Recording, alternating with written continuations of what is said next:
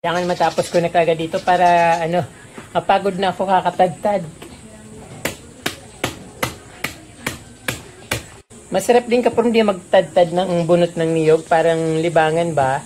Pag wala kang magawa, tapos ayun, may ginagawa ka, matalim yun, nakakasugat sa kanila kaya ayaw nila yun. Pero pag ganito, tumatago sila dito sa ganito. Pag umalis ako dito, takbuhan na yun. Kanina pa sila nagbabantay. Pag overwatering siya, pwede mong ganun lang. So, hindi mahulog yung mga, pagsiksik siya yung mga bunot ng niyog. So, mas madali. Kaya mas maganda kung nasa maliit lang na paso siya ilalagay. So, ayan kapag ang ganda ng pagkatubo nito kasi parang plastic siya.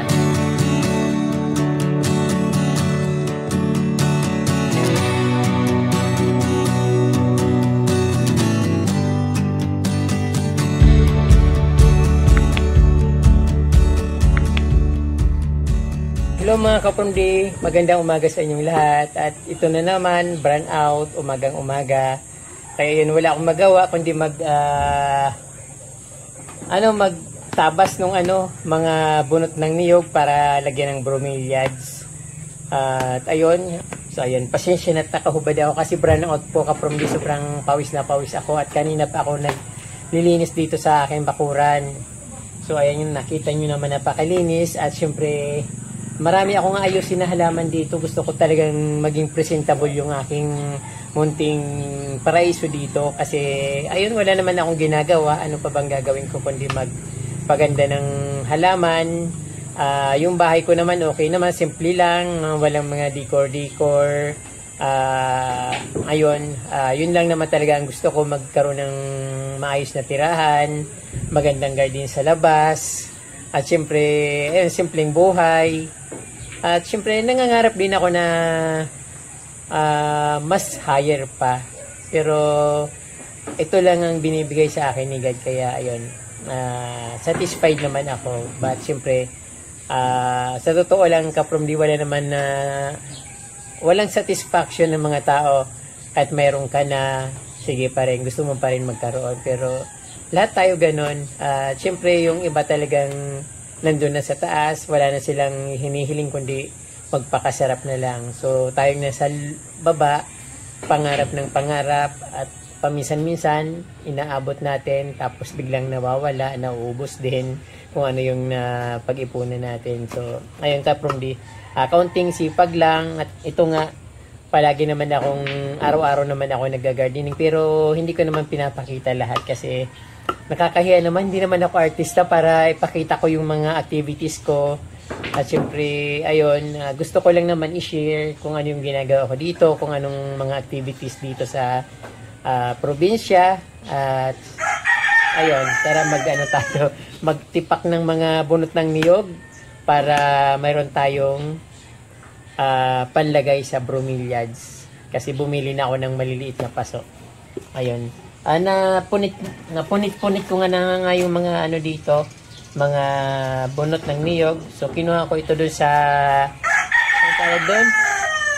sa mga niyugan. Kasi ito, tinatapon lang naman nila ito doon, iniiwan nila. Pero pag humingi ka doon sa halimbawa, pumunta ka doon sa nagkukopra, hindi ka bibigyan nito. Parang ginagamit din kasi nila panggatong ba sa pagkukopra. Pero konti lang naman, kung konti lang naman, okay lang naman. So, kaya ang ginagawa ko, namumulot na lang ako ng mga bunot ng niyog kasi tinatapon lang naman ito doon sa mga kung saan-saan lang iniiwan. Kaya yun, pinupulot ko. At napapakinabangan ko naman kaysa hingi pa ako at makakarinig kang hindi maganda. Mas maganda mamulot ka na lang kasi marami din naman. So, ayan nga from di. Tuloy na kasi marami talaga akong gagawin. Busy ako palagi dito ka from di.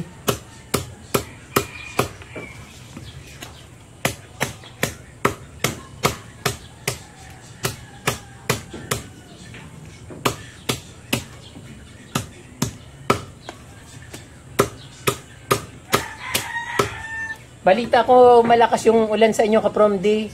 Nakikita ko sa Quezon, sa Cavite, sa bandang Katagalugan, in Visayas, umuulan. Pero dito sa Bicol, Napakainit. Ano na yun? 3 araw na ngayon straight na mainit. Pero sometimes pag gabi umambon-ambon, pag tanghaling tapat umambon-ambon, parang patak lang na ano, para bang wisik-wisik lang, gano'n lang. Tapos wala na. Tapos palagi pang burn out.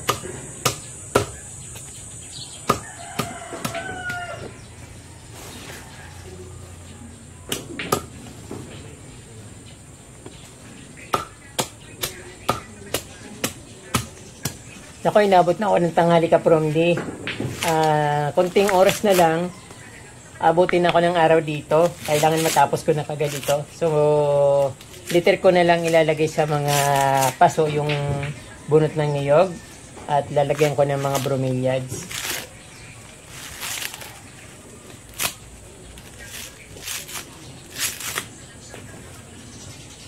Kailangan matapos ko na kagad dito para ano, mapagod na ako kakatadtad.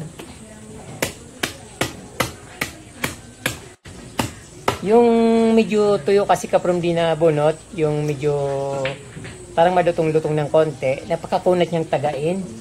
Mas maganda pa yung medyo basa kasi malambot.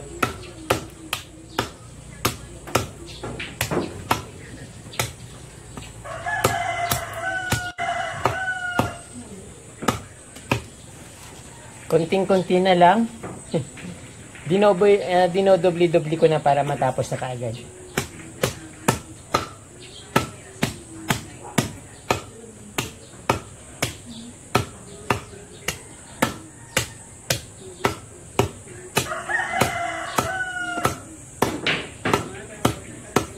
Masarap din kapag di magtadtad ng bunot ng niyog, parang libangan ba? Pag wala kang magawa, tapos ayun, may ginagawa ka, naubos yung oras mo sa kakatadtad. So, solve na yung oras mo. Kaya lang, siyempre nakakapagod din, nakakainip. But kung gusto mo talagang libangan, okay na itong libangan, at least mayroon kang pang sa halaman mo. Lalagyan ng mga halaman mo, katulad ng pwede orchids, mga philodendron, pwede itong ilagay sa mga paso na lalagyan ng philodendron, syngonium, pwede yun. Siyempre kahit anong halaman, pwede naman. Kaya lang medyo maganda pag ano, may garden soil, tapos inahalo dito. Ayun, pinaka the best yun.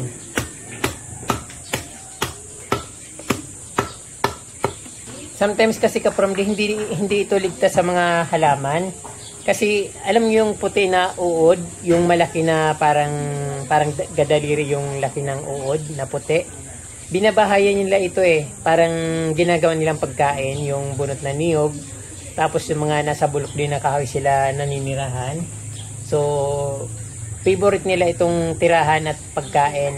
Kaya mas maganda yung may ipa ng palay. Kasi yung ipa ng palay, matalim yun, nakakasugat sa kanila kaya ayaw nila yun. Pero pag ganito, tumatago sila dito sa ganito.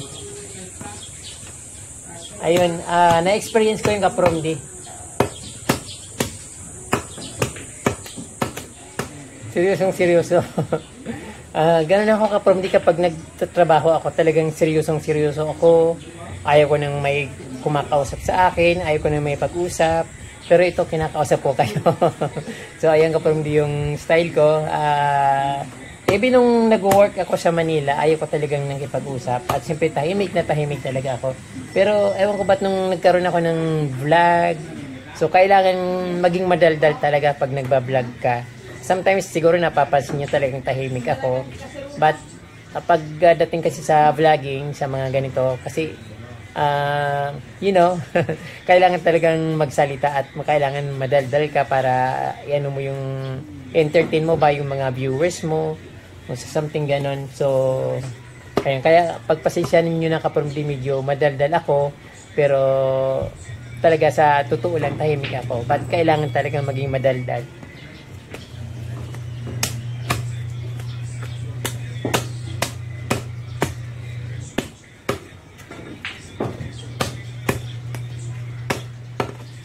Konti na lang.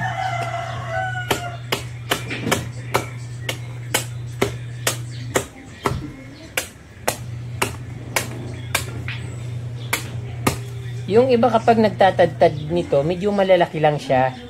Ako pinipino ko kasi mas pakiramdam ko mas maganda yung pino kasi umaano yung tubig. Kapag malalaki kasi parang dumadaan lang yung tubig, so parang natutuyo din yung mga halaman. Unlike na kapag medyo pino siya, katulad nito, yung nababasa siya, na-stack yung konti kahit pa paano may na-stack na tubig, so na-absorb nung mga roots ng plants.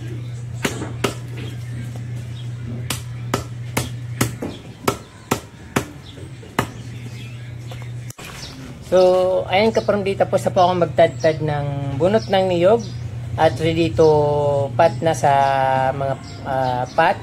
Then, ready to plant na yung mga bromeliads. Kasi nandito lang din naman siya, naka-ready na siya. But, for the meantime, ka-from di magpapahinga muna ako at ilalagay ko muna ito sa sako kasi ikakalat ito ng manok kung saan ito tatama kasi pag umalis ako dito, takbuhan na yun. Kanina pa sila nagbabantay. Kaya yun, ilalagay ko muna sa sako habang papahinga muna ako. At later, gagawin ko yun. Tatanim ko siya. Kasi kailangan talaga.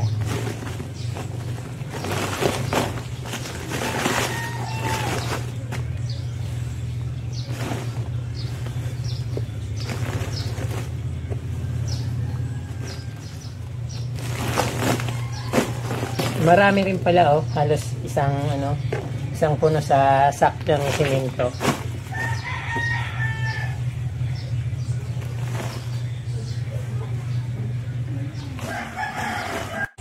So ito na ka-from day, sabi ko pahinga muna ako ng konti kasi mainit na, pero hanggang ngayon mainit pa rin ka-from day, kaya yan hindi ko na mapigilan sarili ko at kumuha na lang ako ng lugar na malilim. Total talagang malilim dito sa aking backyard. Dito ko ito gagawin. Ayan, ang dami kong ano ba yan? Ang dami kong itatanim. So bumili ako ng paso sa kabilang bayan, sa Guwa. Ito 7 pesos lang. Parang maliit lang siya, pero tama na ito para sa bromeliad kasi hindi niya naman kailangan ng malaking paso. So ayan, syempre yung ito madali lang magtanim nito ka-from day. Simple. Tatanggalin natin yung mga dahon na napupunit na. Ayan, yung mga magulang na dahon pwede nang tanggalin at yung mga dahon na natutuyo na. So, mayroon siyang anak. Mayroon siyang anak, mayroon na siyang ugat, kaya pwede ko na siyang tanggalin para hindi na makagambala sa kanya. Ayan. So, dalawa lang yung gamit kong dito, ay tatlo. Scissors, saka yung cutter, tapos paso. Tatanggalin ko na siya. Makunat. Mayroon naman instantly na pwede mo siyang ganunin kung magulang na ito. Konting lang, pag ganunin mo lang hiwalay ka na kaagad.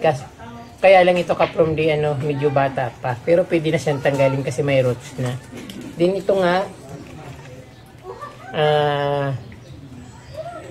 ayan, lalagyan lang ng ng tinadtad na coconut husk. Sobra init ng panahon, grabe. Ewan ko pa sa ibang lugar bumabagyo. Umuulan, dito sa amin sobrang init.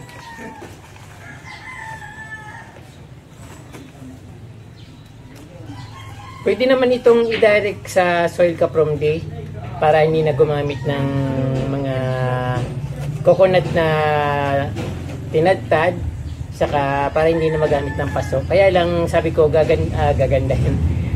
Gagamitan ko ng paso para pag gusto ko siyang ilipat, madaling mailipat.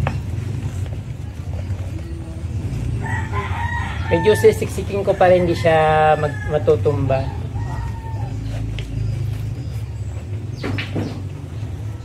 So ayan, bilis lang. So ito na yung aking ito ng aking bromeliad. Tatanggalin ko yung mga na, ano na dahon, napuputol-putol. Ayan.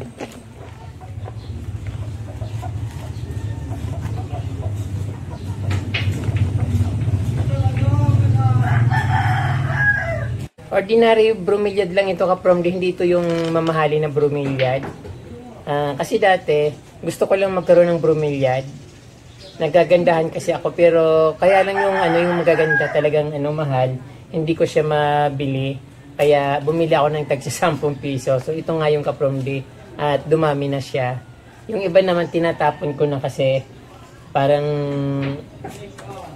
ayun, parang yung iba payat, pero talagang ganun talaga pag nagsisimula ito, talagang payat siya.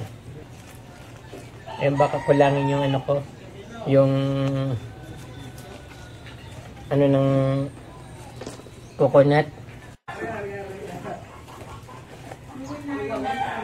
So ayan, dapat sinisiksik yung coconut husk sa paso para hindi siya gaganon-ganon, para hindi siya natutumba. So pag tumagal naman siya ka-from yung roots nung ano nito, roots ng bromeliad ay kumakapit din sa mga sa coconut husk. Kaya ayun, parang tumitibay din siya.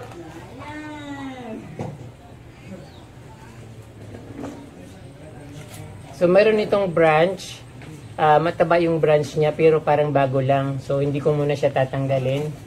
Ayun ang taba niya, pero parang wala pa kasi siyang ugat na lumalabas dito sa ano niya. Hindi katulad nung isa na ito na may ugat na. Pero ito ang taba, oh, ang sarap pa. Ang sarap alagaan, parang baby.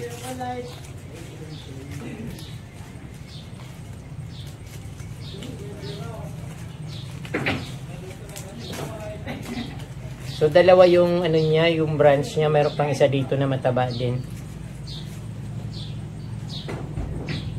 Pero old na tong ano na to, yung mother niya. May bulaklak na siya.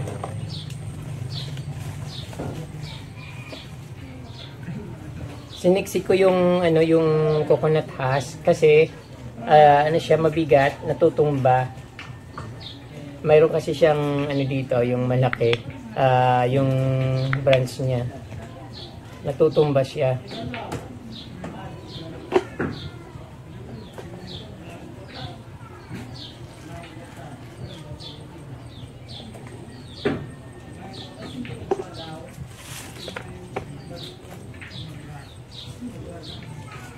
Ito mayroon din siyang branch, pero umano siya parang naputol ko yata yung mga dahon niya. So hindi ko na muna tatanggalin para makarecover.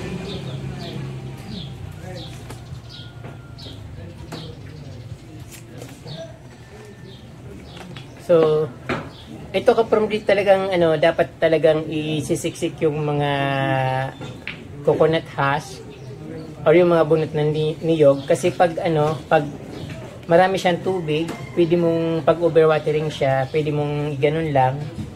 So hindi mahulog yung mga ano, pag siksik siya yung mga bunot ng niyog. So mas madali, kaya mas maganda kung nasa maliit lang na paso siya ilalagay para madali mo siyang i-manage, lalo pag tatanggalin mo yung water niya na pag na sobrang nalulurod na sa tubig, pwede mong i-ganun lang. So okay na, mawawala na yung tubig niya. Ay, madali yun.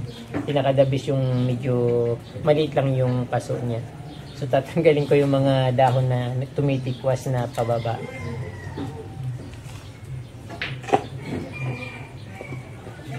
Ayan, ang dami ko nang nalagay sa paso. Pero siguro tamang-tama lang. So ayan ka-from ang ganda ng pagkatubo nito kasi parang plastic siya. Then ayun ka-from kapag gusto nyo pala ng mga bromeliads na magaganda, kasi ito yung ordinary bromeliad na nabibili ko dati na I think tag sa 10 piso or 15 pesos. So ayan, murang-mura lang ito dun sa nung binili ko. But ilang piraso lang naman kaya kong bilhin, mga 3 piraso dati yata binili ko. Then kung gusto niyo magagandang bromeliads ka-from yung may mga kulay pula, kulay purple. So sa ano po, sa Silang Cavite, napakadami doon. Pero medyo siyempre pricey rin, mga 250, 350 yung mga presyo doon. Pero kung gustong-gusto niyo naman at mapira naman kayo, so okay na yon kaysa mag-alaga kayo na hindi nyo naman magustuhan. So ito kasi ka-promdi, simpleng-simple lang, parang pang-design ko lang. Kaya ko siya nilalagay sa paso kasi ilalagay ko siya doon sa sa may front, doon sa may sa may malapit sa pintuan sa front yard. Kasi walang laman, yun yung tinanggal ko na yung mga ibang halaman doon, yung mga philodendron na nakapaligid sa sa mangga. So tinanggal ko siya para maging malinis siya kasi parang masukal, parang nakakatakot na para bang may gagano na lang sa'yo ng ahas doon sa puno ng mangga kasi napakakapal ng niya, philodendron na halos na. So ngayon ito yung ilalagay ko doon sa ground, i-design ko na sa paligid niya kasi meron mga doon, may mga peace lily. So yung hindi ko maayos, wala kasi akong ibang halaman na pang decorate dun, kundi ito lang naisip ko. So ihilira ko siya doon sa gilid, papunta doon sa bandang harapan. So ayan po mga kapromdi, tapos na po yung aking pag-reripat ng mga bromeliad sa pot. Then ayun, marami pong salamat sa inyong panonood at abangan nyo po yung aking susunod na vlog kung saan ko ito ilalagay. At syempre na banggit ko na kanina pero hindi ko pa alam kung anong klaseng ayos yung gagawin ko doon. At ayan po, marami pong salamat at huwag niyong kalimutan mag-subscribe pag hindi pa po na kayo nakasubscribe at pindutin po yung notification bell para updated po kayo sa aking mga bagong post na videos. So ayan, maraming salamat. Muchas gracias and Diyos mabalos.